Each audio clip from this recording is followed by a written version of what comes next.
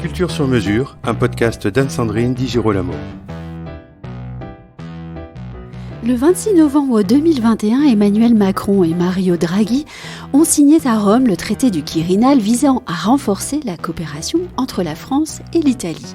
Et le même jour, à Paris, le cercle Leonardo da Vinci a procédé à la remise de ses prix littéraires sous la présidence du journaliste italien Alberto Toscano et avec l'appui bienveillant de la députée Maude Petit qui accueillait l'événement au Palais Bourbon. Je vous propose d'écouter Roland Marcuola, auteur du roman Guido, publié chez l'Harmattan, un roman récompensé ce soir-là du prix spécial du jury Béatrice Camandona. Roland Marcuola, bonjour. Parlez-nous de Guido, votre roman publié chez l'Harmattan. Quelle en est l'histoire ? Alors c'est l'histoire d'un petit garçon dans les années 50, dans une vallée sidérurgique de la vallée de la Fensch en Moselle, qui est fils d'immigrés italiens. Oui. Et donc qui raconte des petites anecdotes qui ont été puisées, qui ont été puisées à partir de témoignages que j'ai pu recueillir à l'occasion d'un spectacle que j'ai écrit il y a quelques années, d'une animation qui a duré 10 ans dans la vallée de la Fensch, où il était question donc de récolter le vécu, les histoires, les petites histoires qui ont fait la grande histoire de la sidérurgie. Et donc, après avoir rencontré beaucoup d'acteurs de cette histoire sidérurgique, j'ai réuni les anecdotes, les petites histoires qui me touchaient le plus, en autant de morceaux de puzzle que j'ai reconstitués en une histoire dont le fil conducteur est cette histoire d'amour entre Guido et Jeannette, une petite polonaise, elle. Donc c'est aussi l'évocation de l'immigration de cette région qui a permis à cette région de s'enrichir et de prospérer et de se développer. Aujourd'hui, cette région est plus ou moins sinistrée, mais les gens s'y battent encore pour faire vivre le pays.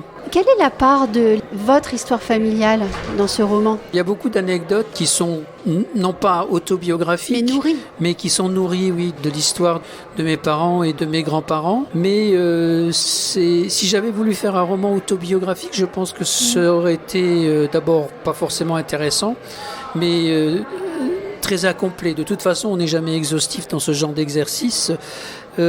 J'aurais envie de dire que c'est un roman impressionniste qui se nourrit des petites histoires qui ont fabriqué la grande histoire, celle de cette région. Justement, vous parlez d'impressionnisme. Quelles sont vos références littéraires ? En ce qui concerne Guido, je dois dire que j'ai été pas mal, inspiré, je ne sais pas si c'est le mot, mais je suis tombé en amour avec les Ritals de Cavana. Alors, il était hors de question, évidemment, de refaire les Ritals, qui est un monument.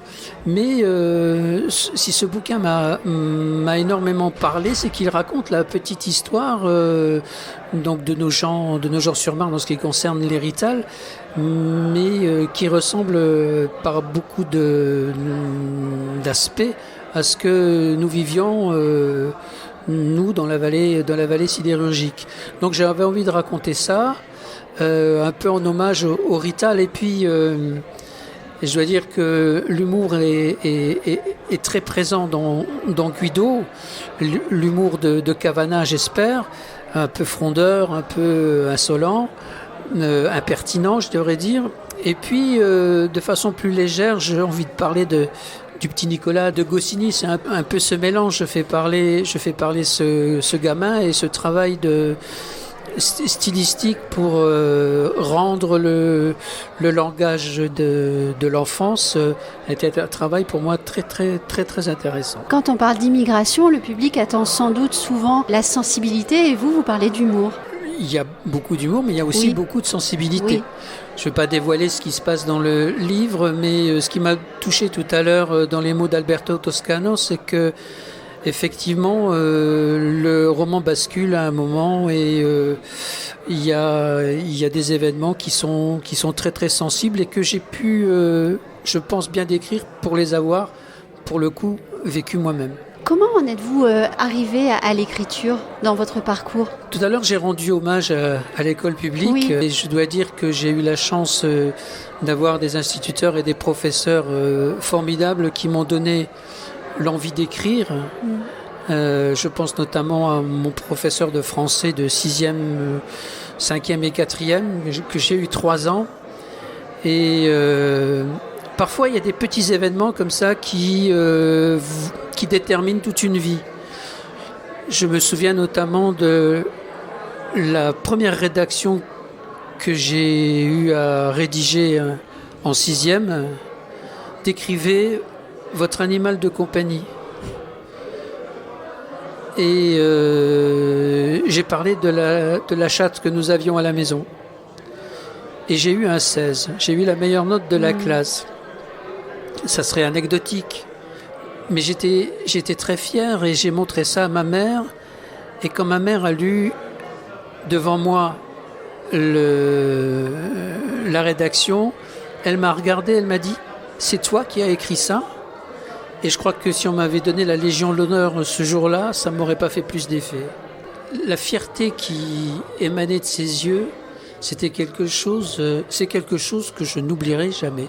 Et je pense qu'à partir de l'âge, j'ai dû me dire, je me le suis pas dit avec des mots, mais à l'intérieur, ça a fait un remue-ménage et je me suis dit, je vais écrire. Lorsqu'on vous a remis le prix tout à l'heure, vous avez, pardonnez-moi si ce ne sont pas les mots exacts, vous avez dit comment ne pas remercier mes parents. Lui, immigré italien, naturalisé français, et elle, fille d'émigré, qui a réussi à nous instiller les valeurs de la République. Tout à fait. Parmi ces valeurs de la République, il y avait la tolérance. J'ai eu la chance, non seulement d'avoir les parents que j'ai eus, mais de grandir dans un milieu où se côtoyaient beaucoup d'immigrés. Oui. Les Polonais, on les retrouve dans Guido d'ailleurs, polonais, mais aussi on le retrouvera dans le deuxième volet de Guido, Tête de nœud, qui vient de sortir, des Maghrébins. Et donc tout ce mélange a constitué une richesse, et mes parents, loin de fermer leurs portes à tout ce qui n'était pas italien, les ont toujours ouverts en grand. Oui. Et on a pu se nourrir comme ça des différentes cultures. Et je me suis construit comme ça, grâce à eux. Donc cette ouverture d'esprit que j'espère avoir aujourd'hui, je sais à qui je la dois. Oui, se nourrir de plusieurs cultures pour mieux s'intégrer. Tout à fait, pour être complètement intégré et puis pour servir aussi, pour perpétuer ces valeurs, chose que j'ai essayé de faire en étant enseignant moi-même. Et plus tard, dans mon métier de comédien, qui a suivi celui d'enseignant, mais qui est une autre sorte d'enseignement. Quand on est comédien, on est amené à animer des ateliers en direction des enfants, des collégiens, des lycéens. Et c'est le même discours d'ouverture qu'on prône.